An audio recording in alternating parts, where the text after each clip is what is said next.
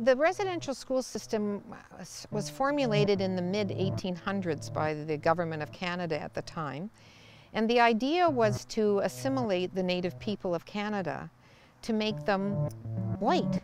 They tried to force me to be a poor copy of a culture that had its origins across the ocean, and that really had an effect on me. Thinking about my grandmother and my great-grandmother, knowing that they would have to send their children into that horrible place when they're just babies, of what was going to happen to them. It broke my heart.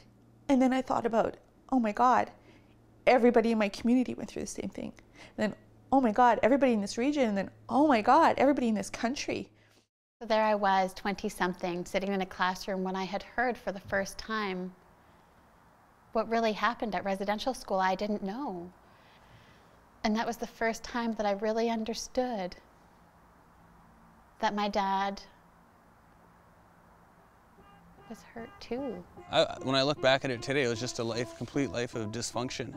You know, just trying to numb the pain that I was feeling, unaware of the pain that I was going through, without having an understanding that it was intergenerational and passed down from my mother to grandmother. And, you know, when I think about the places that it took me, I'm very surprised that I'm alive today.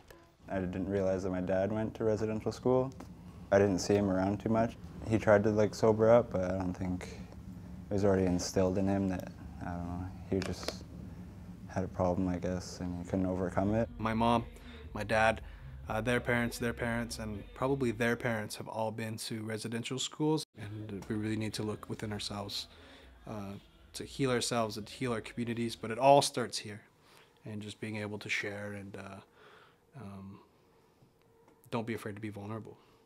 Hope is what we all need, and you know, when you're an addict and you're on the streets, you don't have a lot of hope, you know. Yeah, I came from a really negative place, and I'm really at a really positive place in my life.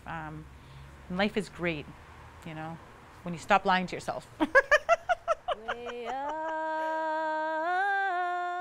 There comes a time, I think, for everybody where you have to decide, I'm a grown-up now, and I need to look after my ghost. There's no magic. There's nothing anybody can pull out of anybody, I believe. You know, what makes a difference in people's life is whether or not you sit there in a caring way and you listen.